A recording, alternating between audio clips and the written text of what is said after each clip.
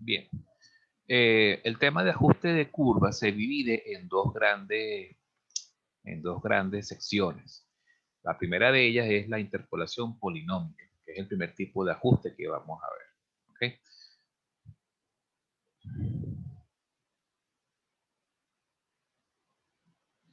El problema central cuando uno analiza una nube de puntos o una nube de datos, ¿ok? Supongamos que tenemos, por ejemplo, un conjunto de valores x sub i y y sub i, ¿verdad? X1, X2, X3, X4, Y1, Y2, Y3, Y4. Por ejemplo, eso es lo típico que uno suele encontrar cuando uno está trabajando en laboratorio. Si de repente ustedes recuerdan las famosas actividades de laboratorio de física general o laboratorio de química, que uno, por ejemplo, uno con respecto al tiempo o para diferentes valores de tiempo, uno iba tomando los valores que tomaba una determinada magnitud física en un experimento, como por ejemplo presión, temperatura, longitud, etcétera. ¿Okay? Normalmente uno lo que hacía era que uno iba a una hoja milimétrica y anotaba los valores, ¿verdad? ¿Okay? En un eje, según un eje X y un eje horizontal, un eje vertical en general. Bien. Y por supuesto, ¿qué es lo que uno hace con esto? Graficar, ¿verdad? Y que se genera una nube de puntos, una nube de datos. Si esa nube de datos sigue un patrón más o menos lineal, pues chévere, de repente a uno le pueden pedir que para un valor dado de x sub p, predecir o estimar el valor de y correspondiente en el eje vertical, ¿sí? Da un valor que de repente no tomé en cuenta al principio de mi experimento, quiero saber cuál es el valor correspondiente de la variable. Aquí entonces estamos ya hablando de lo que son variables independientes y variables dependientes. Entonces, el problema central aquí, ¿cuál es? Dado un x sub p, ¿cuánto vale el y sub p correspondiente? Este tipo de problemas tiene muchas formas de resolverse. La primera de ellas, la primera que se ideó en la antigüedad, era simplemente construir un sistema de ecuaciones, por ejemplo. Bueno, fíjense, la primera opción sería esta que tenemos acá, que es agarrar y intentar una interpolación lineal. Pero, ¿qué sucede? La interpolación lineal solo tiene sentido si los 4, 5 o n puntos que tenemos graficados, todos ellos se ajustan a una línea recta. Pero como pueden ver, estos puntos no se ajustan. Estos puntos más bien pueden más bien tener un ajuste no lineal. ¿Ok? Al tener un ajuste no lineal, la interpolación lineal pierde sentido. De hecho, si nosotros hacemos interpolación lineal solamente entre los dos valores que rodean al XP, ¿verdad? ¿Qué sucede? Vamos a obtener una proyección de Y sub P, pero si nosotros después intentamos hacer una interpolación no lineal, fíjense el error que se está generando. ¿Cuál es el error? Justamente el segmento vertical que hay entre la primera estimación con interpolación lineal y la segunda estimación que tenemos aquí con interpolación no lineal. Entonces, esta diferencia que ustedes ven acá es justamente el error de estimación, ¿ok? Cuando uno hace una interpolación, pues, en este caso, lineal. Como pueden ver, entonces la interpolación lineal no es la mejor opción para este caso. Cuando tenemos todos estos puntos que no se ajustan a una línea recta, cabe entonces evaluar otro tipo de interpolación. En este caso, eh, pudiéramos explorar, por ejemplo, la interpolación cúbica, o sea, plantear un polinomio de grado Q, de grado 3, perdón, y construir entonces un conjunto de ecuaciones a través de las cuales podamos deducir los valores de estos parámetros, porque como pueden ver, podemos plantear esta ecuación, pero no conocemos cuánto vale A sub 1, A sub 2, A sub 3 y A sub 4.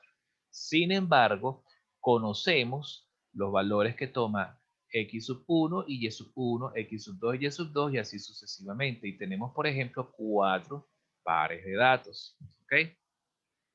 Lo cual es perfectamente conveniente de que porque nuestro polinomio es de grado 3. ¿Okay? Si nuestro polinomio es de grado 3, podemos entonces generar cuántas ecuaciones con cuántas incógnitas. Fíjense, 4 ecuaciones con 4 incógnitas. Bien, una ecuación por cada valor de y sub i, ¿verdad?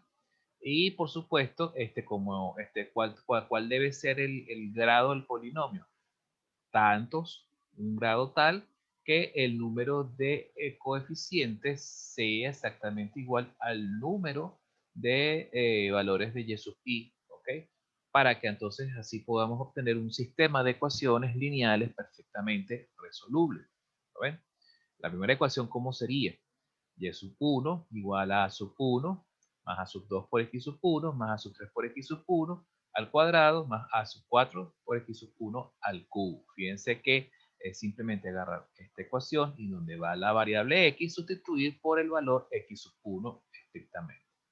Luego la segunda ecuación es y sub 2, ¿okay? Del lado izquierdo de la igualdad en el polinomio, y del lado derecho donde va x se coloca x sub 2, que es como pueden ver aquí. Y así sucesivamente con las demás ecuaciones.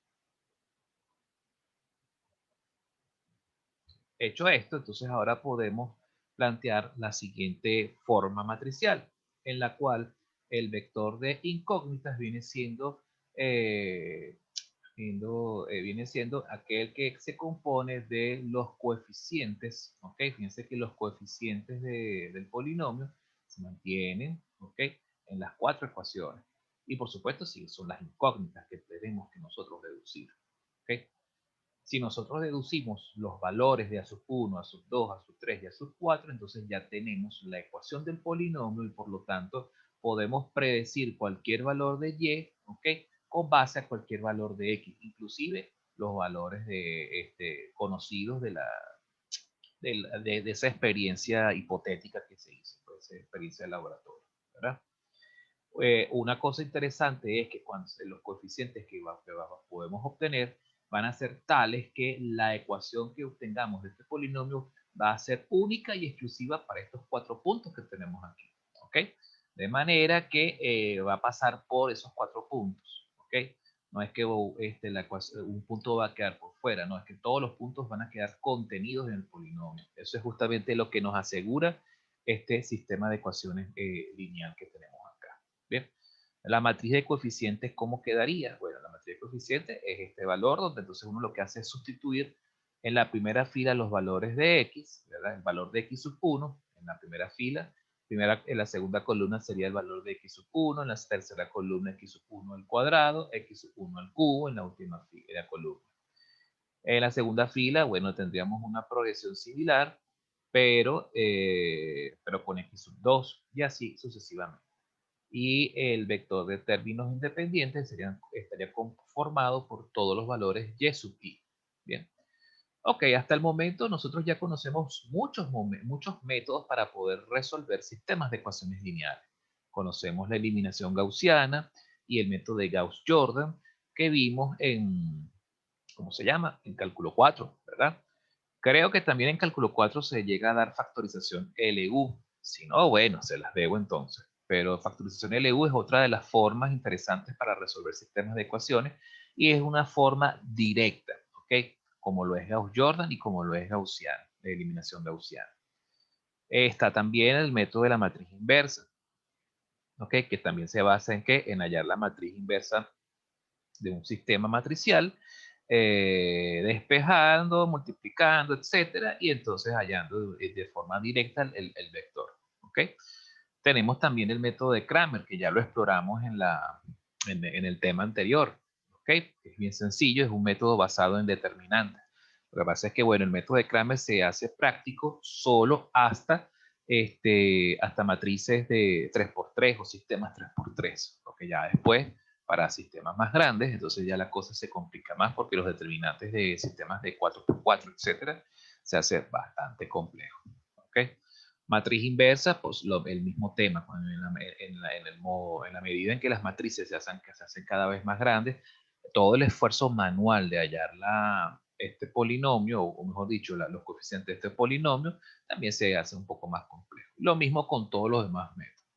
Tenemos, por supuesto, cuando comparamos métodos directos con métodos iterativos como lo son Gauss-Jacobi y Gauss-Seidel, que ya los vimos también en el tema 3, los métodos de Gauss-Jacobi y Gauss-Seidel suelen ser mucho más rápidos, mucho más económicos en términos de cantidad de cómputos. Si comparamos con, por ejemplo, con Gauss-Jordan o más aún con matriz inversa. Porque si recuerdan bien, en estos métodos había que hacer toda una serie de pivoteos, eliminaciones, etcétera, y había que tener mucho cuidado con los signos negativos, con las multiplicaciones, las divisiones, etcétera. Había mucho cómputo. ¿Ok? Eso, por supuesto, si lo llevamos a lo que es el entorno de lo que son los cómputos de una máquina como una computadora, bueno, entonces puede traer mucho más problemas, el algoritmo para diseñar, etcétera. El único inconveniente que tendríamos con Gauss-Jacobi o Gauss-Seidel es nada más y nada menos que la matriz, ¿ok? La matriz de coeficientes. ¿Por qué? Porque la matriz de coeficientes tiene que ser diagonalmente dominante. Y no siempre bajo esta configuración podemos asegurar dominancia diagonal. De hecho, la dominancia diagonal, como les comenté al comienzo del tema 3, no era una condición necesaria, era una condición suficiente. ¿Qué significa esto? Una condición de que puede ocurrir que a lo mejor si la matriz es completamente diagonalmente dominante en sus n filas, significa que la matriz, el método de Gauss-Jacobi o el de Gauss-Seidel converge con cierta seguridad, ¿ok? Pero si la dominancia diagonal no se cumple en alguna de las filas, no significa que no converjan. Puede que sí, puede que no. Hay un riesgo. Ya toda la velocidad de convergencia o convergencia en absoluto de ese método dependerá de otros factores, como por ejemplo qué tan cercana o qué tan lejana está la aproximación inicial de Gauss-Jacobi y Gauss-Seidel. ¿Ok? Entonces, bueno, ya ahí ya empezamos a tener problemas o condiciones. Puede pasar que a lo mejor si la matriz de coeficientes es muy pequeña, o mejor dicho, no muy pequeña, se me ligaron los cables aquí, que no sea diagonalmente dominante en lo absoluto, entonces ya tampoco nos sirve esto y tenemos que morir con alguno de los métodos directos. ¿Ok? Fíjense, por ejemplo, supongamos que a lo mejor los valores de X son valores comprendidos entre 0 y 1, como por ejemplo 0, 0.1, 0.2, 0.3. ¿Ok? Imagínense meter esos valores en esta matriz de coeficientes. Fíjense, aquí sería 0, 0, perdón, 0, 0, 0. Perfecto, no hay problema porque aquí el término en la posición diagonal es el más grande de los cuatro. En la segunda fila, 0.1. ¿Quién sería? 0.1 al cuadrado sería 0.01 y 0.1 al cubo sería 0.001. ¿Dónde está aquí el término más grande entonces? Sigue estando entonces de este lado. Y fíjense que para todos los demás valores siempre va a resultar ¿qué cosa? Que el valor más grande está siempre acá. ¿Cómo uno hace qué pivoteos uno puede llevar a cabo aquí para uno poder asegurar dominancia diagonal? Es imposible. Entonces ya uno queda con el tema de la incertidumbre de la, de la condición de suficiencia de la dominancia diagonal. Hay otro tipo de criterio que eso infortunadamente no me dio chance de explicarlo en el tema 3 y por cuestión de tiempo, porque tenemos ahora solo 15 semanas de clase, bueno, decidí no explicarlo. Pero hay algo que se conoce como el radio espectral de una matriz, que inclusive te permite evaluar si una matriz que aunque no sea diagonalmente dominante, si su radio espectral es menor que 1, entonces eso te permite saber que efectivamente ella va a converger aunque no sea diagonalmente dominante en alguna de sus filas. ¿Ok? Entonces puede converger una solución por métodos iterativos.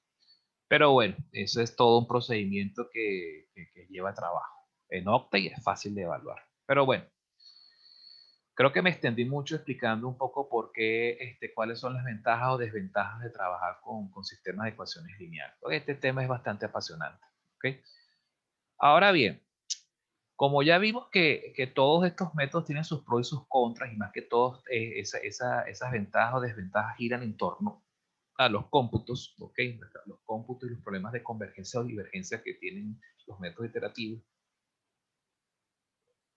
se plantea un método alternativo, ¿ok? Que es un método basado en combinaciones lineales de diferentes parábolas que nosotros nos inventamos con unos coeficientes que no conocemos, ¿ok? Pero que por combinaciones lineales podemos nosotros llegar a deducir esos valores de esos coeficientes y llegar entonces a una construcción, a la construcción del polinomio que de verdad a nosotros nos interesa para poder resolver los problemas de Y sub P.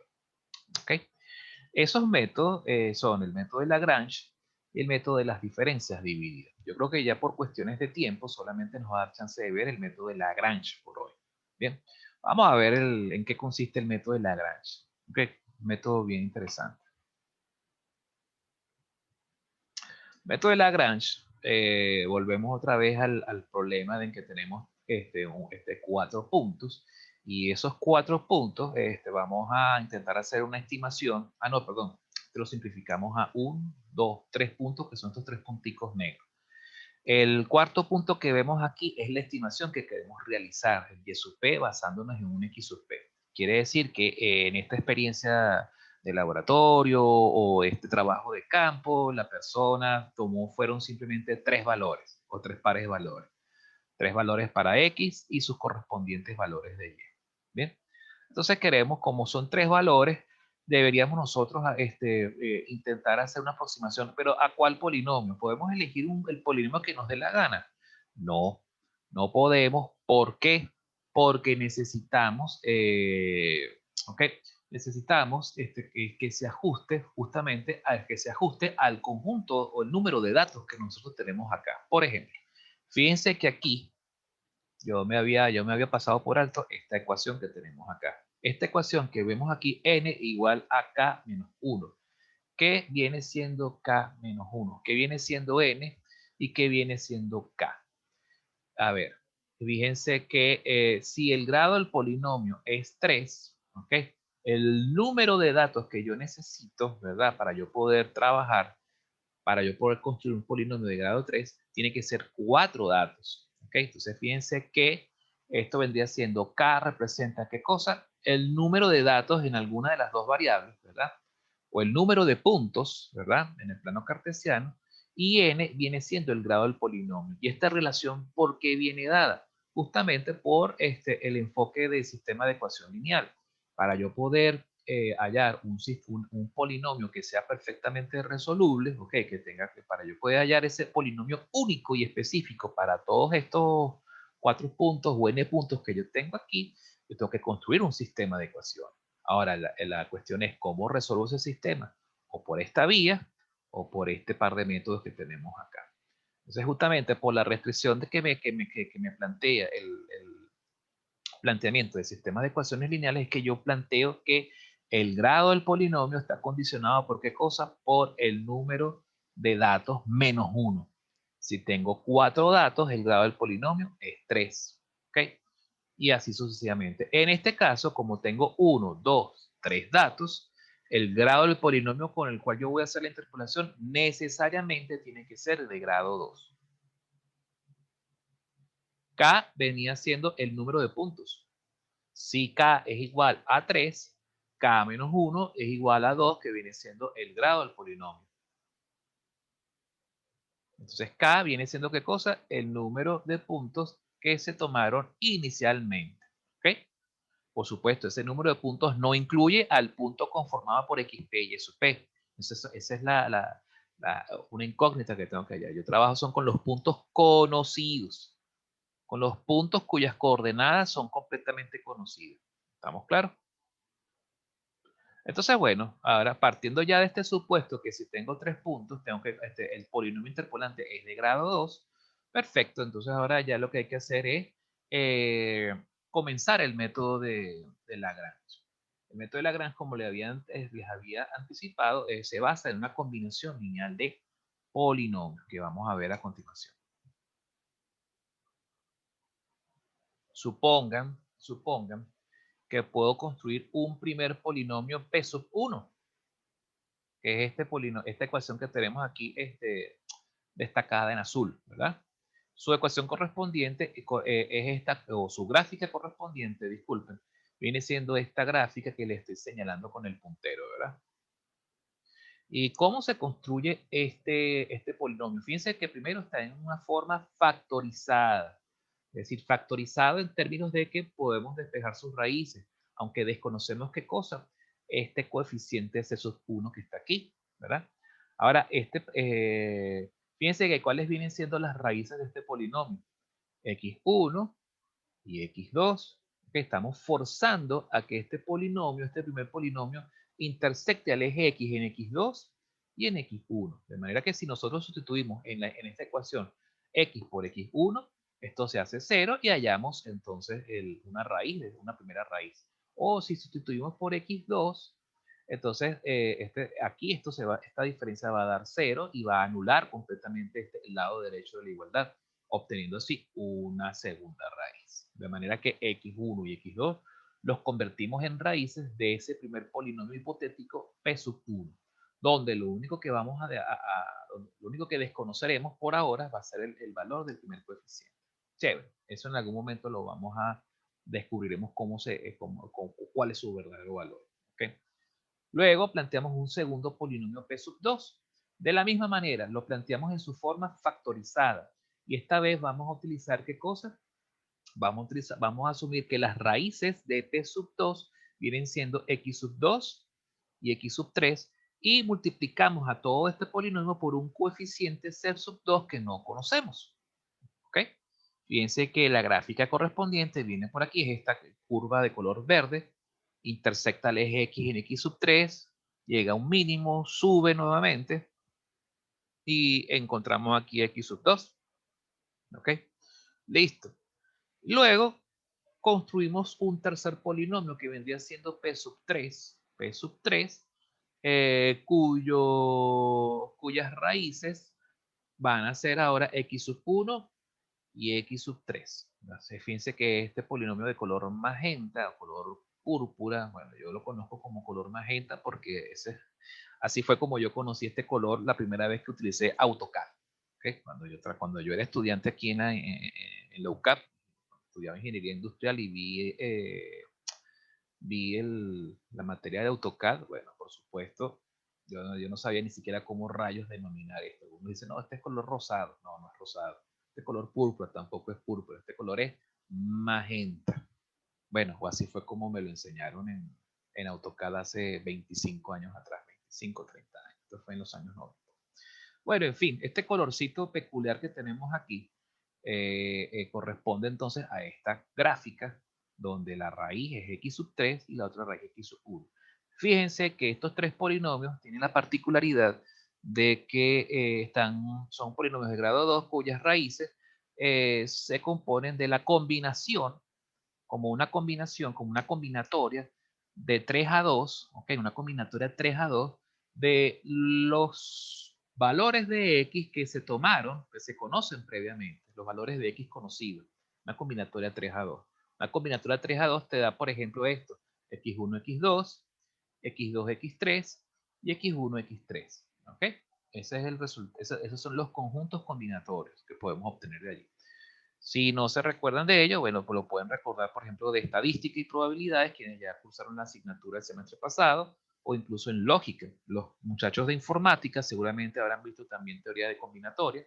Ok, creo que eso se da en matemáticas discretas o algo así por el estilo. Bueno, en fin, números combinatorios. Ese es justamente el fundamento de estos polinomios.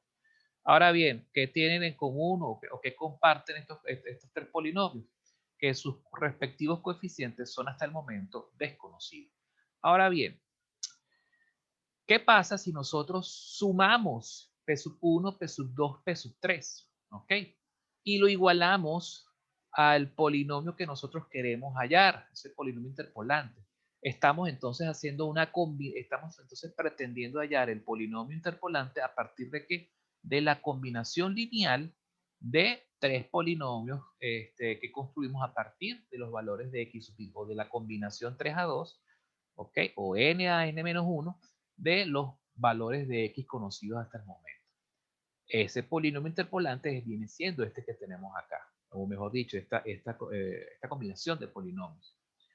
Seguimos todavía con la incógnita, ¿cuánto vale C sub 1, C sub 2 y C sub 3? Pero a partir de este momento ya los valores de C sub i son fáciles de deducir. ¿Por qué? Porque conocidos estos valores de x y conocidos los valores de y, si suponemos que px es el polinomio interpolante, ¿qué va a pasar? Que si nosotros sustituimos en el lado izquierdo de la igualdad px por ejemplo, y sub 1, ¿qué va a pasar con, supongamos que este valor es y sub 1, ¿cierto? ¿Cuál es el valor de y sub 1 en x? Vendría siendo x sub 1 aquí, ¿verdad? Tendríamos que sustituir en todo el polinomio por x sub 1, ¿verdad? Del lado derecho de la igualdad, ¿correcto?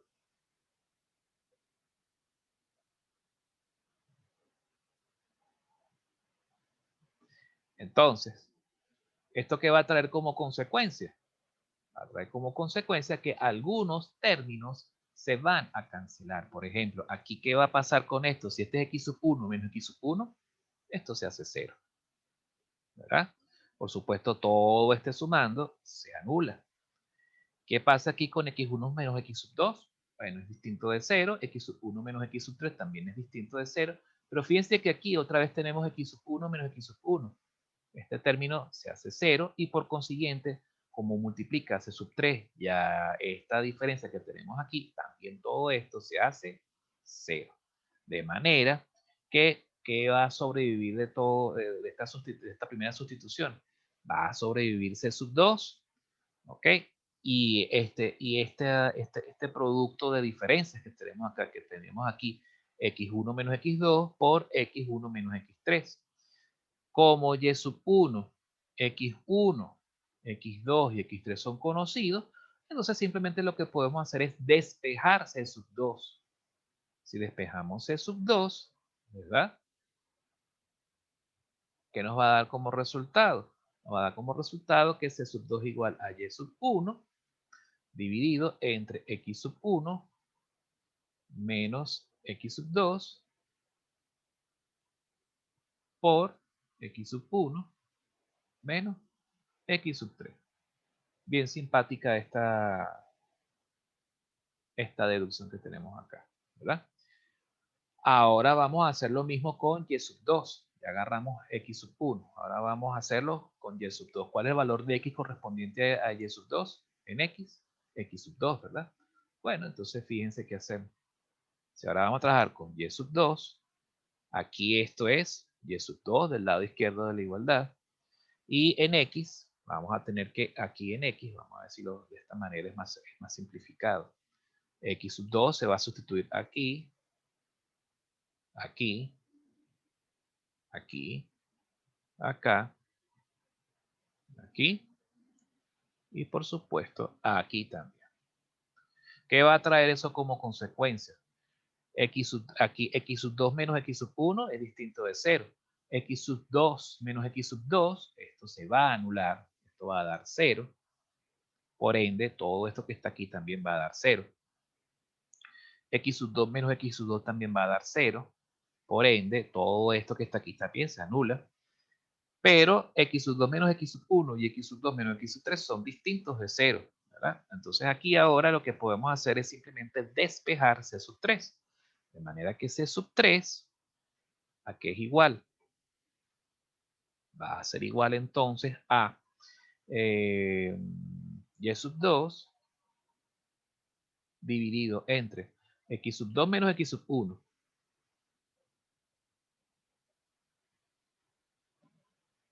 y x sub 2 menos x sub 3. ¿Correcto? Listo, ya conocemos entonces. Ya hallamos, ¿cuál era el que habíamos hallado? Bueno, creo que habíamos hallado C sub 1, no, habíamos hallado C sub 3, ¿verdad? Habíamos hallado C sub 2, perdón. Claro, porque cuando habíamos estudiado por X sub 1 y X sub 1, ya conocemos C sub 2, ya conocemos C sub 3, que es lo que nos falta ahora por hallar. Nos falta por conocer C sub 1. Bueno, repetimos el mismo procedimiento, pero lo vamos a hacer ahora con Y sub 3. Sustituimos Y sub 3 de este lado y X sub 2 acá. Vamos a ver qué nos da como resultado esto. Trabajamos con Y sub 3. Ya conocemos C sub 2 y conocemos C sub 3. Tenemos que ahora hallar este señor que está aquí. Bueno, aquí iría Y sub 3, ¿no? Como les había dicho. Si aquí va Y sub 3, del lado de las X, o del lado izquierdo derecho de la igualdad, tenemos que sustituir donde va x por x sub 3 también.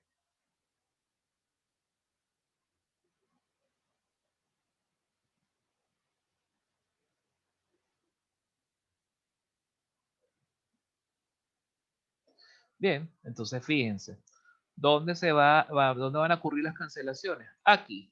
Fíjense que aquí tenemos que esto va a valer 0, por ende todo esto se anula. Aquí también esto va a valer 0 y por ende también este sumando se anula. De manera que despejamos C sub 1 fácilmente por acá. C sub 1 va a dar como resultado el cociente de Y sub 3 entre el producto de las diferencias de X sub 3 con X sub 1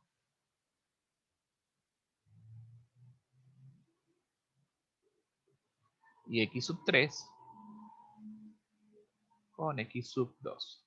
¿Listo? Entonces ahora ya conocemos esto.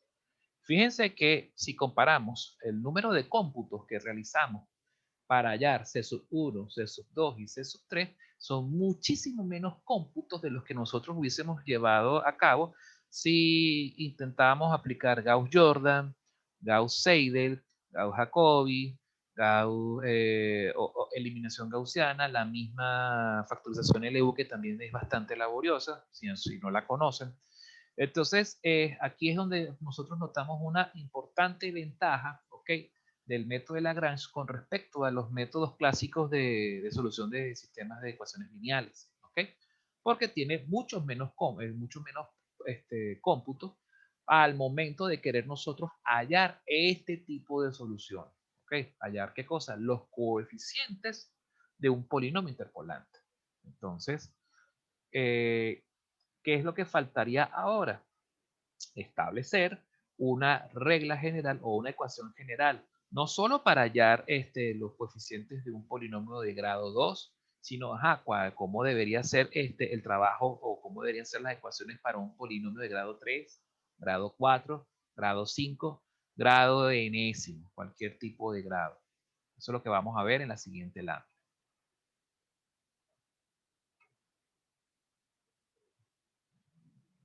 En la siguiente lámina, bueno, aquí está resumida los despejes, ¿verdad? Eh, ¿qué hacemos entonces? Los valores de C sub 1, C sub 2 y C sub 3 los sustituimos en la ecuación original, ¿verdad? La ecuación donde se plantea la combinación lineal de esos tres polinomios que nosotros hicimos, ¿verdad? Se elaboraron. Y fíjense qué es lo que da como resultado. Da esta ecuación, donde si se fijan bien, lo que está pintado en azul corresponde a qué cosa? Al coeficiente C sub 1. Aquí este corresponde al coeficiente C sub 2 y este corresponde al coeficiente C sub 3. Entonces, si se fijan bien, ¿qué hubiese pasado si nosotros hubiésemos hecho este mismo procedimiento, pero solamente con un par de puntos en vez de tres? Hubiésemos obtenido la ecuación de la interpolación lineal o en la forma de la interpolación lineal. Entonces, fíjense que de alguna manera estamos hallando interpolaciones no lineales que se basan en la interpolación lineal original. ¿Ok? Revisen las fórmulas que ustedes vieron en cálculo 1, cuando vieron interpolaciones lineales, no sé si será en cálculo 1 o en matemáticas básicas, y van a encontrar una forma similar, ¿ok?, a la que estamos viendo. Este es como una extensión de la fórmula de la interpolación lineal, pero por supuesto con base a un polinomio. Si recuerdan bien, la interpolación lineal es la interpolación no lineal recta, que es un polinomio de grado 1. Esta es una interpolación no lineal, pero de un polinomio de grado 2. ¿Ok?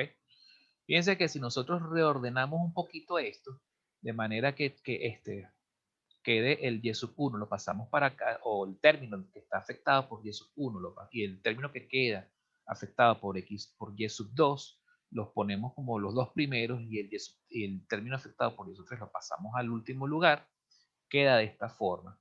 Y entonces esto que está aquí lo podemos reformular como, vean bien, como la sumatoria de los y sub i multiplicados por las productorias de estos términos que tenemos acá. O sea, esta es una forma de replantear esto, ¿ok?